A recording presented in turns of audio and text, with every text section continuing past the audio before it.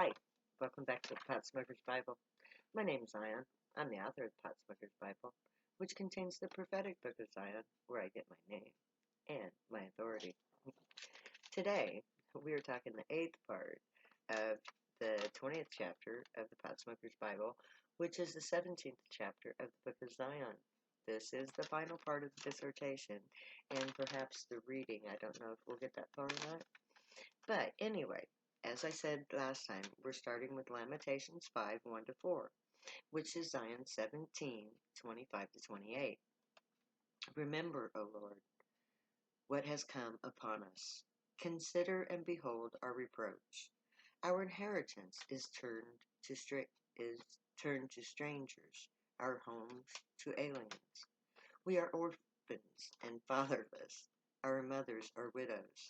We have drunken our water for money. Our wood is sold unto us. Our necks are under persecution. We labor and have no rest.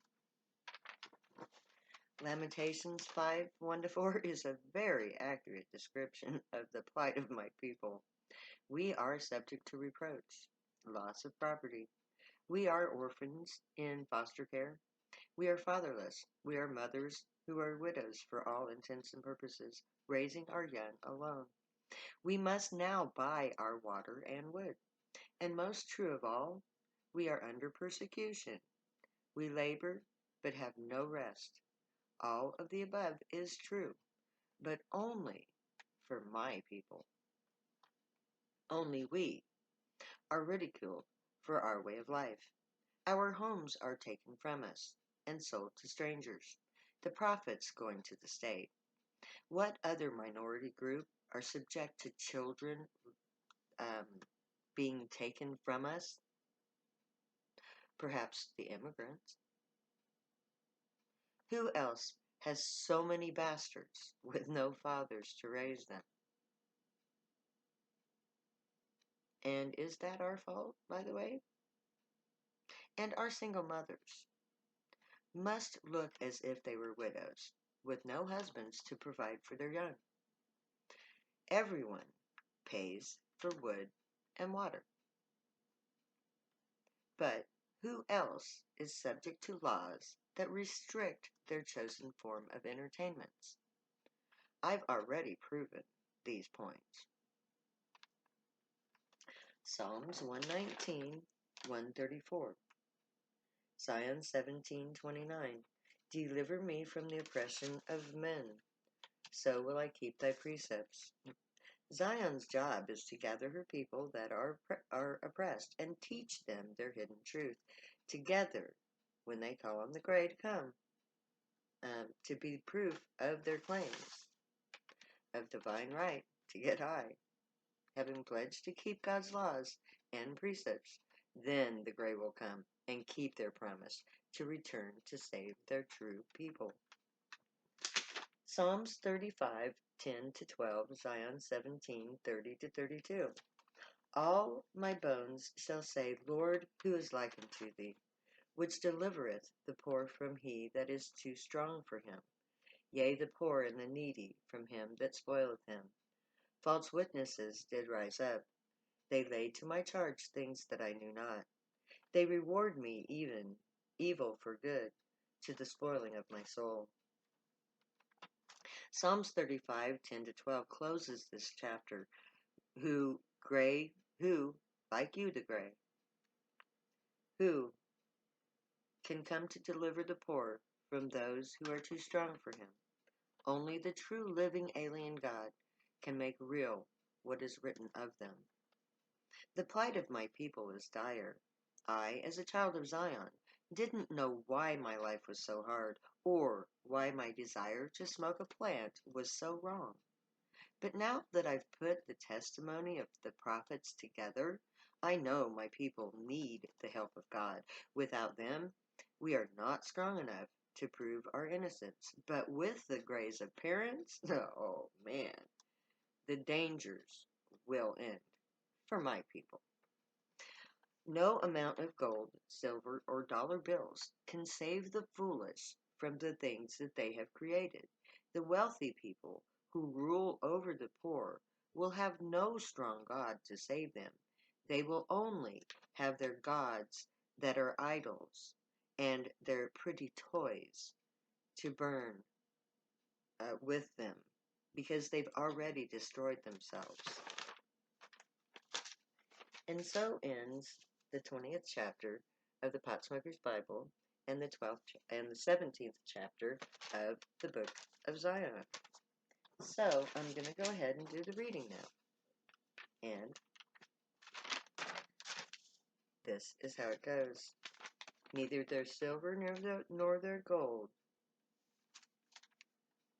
I cried unto thee, O Lord. I said, Thou art my refuge and my portion in the land of the living. Attend to my cry, for I am brought very low. Deliver me from my persecutors, for they are stronger than I am. Bring my soul out of prison, that I may praise thy name, and the righteous shall compass me about, for thou shalt deal bountifully with me. For thou hast been a strength to the needy in his distress, a refuge from the storm, a shadow from heat, when the terrible ones are as a storm against the wall. Thou shalt bring down the strength of the strangers as the heat in a dry place, even the heat with the shadow of the cloud. The branches of the terrible ones shall be brought low. Woe unto them that are at ease in Zion, and trust in the mountain of Samaria, which are named the chief of the nations, to whom the house of Israel came. Woe unto her that is filthy, and polluted, the oppressing city. She obeyeth not the voice, she receiveth not correction, she turneth not to the Lord, she draw not near to her God. Her princes within her were roaring lions, her judges are even wolves. They gnaw not the bones to the marrow. Her prophets are light and treacherous persons. Her priests have polluted the sanctuary. They have done violence to the law. The just Lord is in the midst thereof. He will not do iniquity. Every morning doth he bring judgment to light. He faileth not, but the unjust knoweth no shame. The Lord is righteous. He doth cut asunder the cords of wickedness. Let them all be confounded and turned back that hate Zion. Neither their silver nor their gold shall be able to deliver them in the day of the Lord's wrath, but the whole land shall be devoured by the fire of his jealousy. For he shall make even a speedy riddance of them that dwell in the land. Yet ye that put far away the evil day, and cause the seed of violence to come near. And he shall speak great words against the Most High, and shall wear out the saints of the Most High, and think to change times and laws, and they shall be given unto his hand until a time and times, and the dividing of time. But the judgment shall sit, and they shall take away his dominion, and the greatness of the kingdom under the whole heavens shall be given to the saints of the Most High, whose kingdom is an everlasting kingdom, and all dominions shall serve and obey him. All ye beasts of the field come to devour, all ye beasts of the forest. His watchmen are blind, they are all ignorant, they are all dumb dogs. They cannot bark, sleeping, lying down, loving to slumber.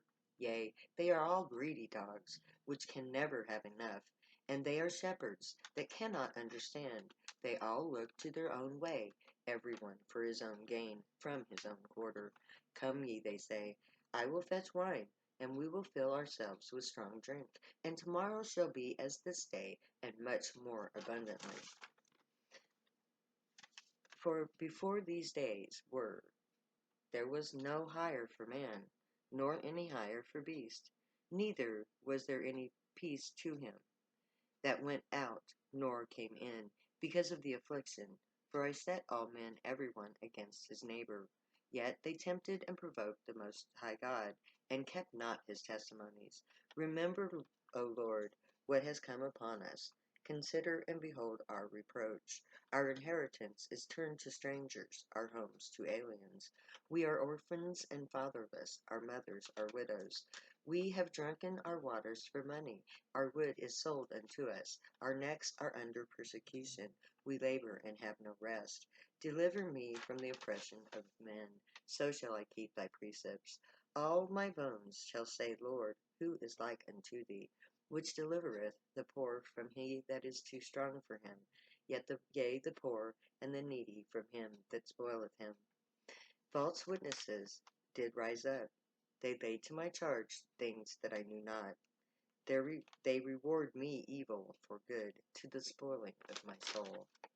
So ends the 17th chapter of the Book of Zion, and thus the 20th chapter of the Potsmaker's Bible. Until next time, when we take up chapter 21, may the Gray watch over you, guide you, protect you, keep you from all harm, and teach you right from wrong.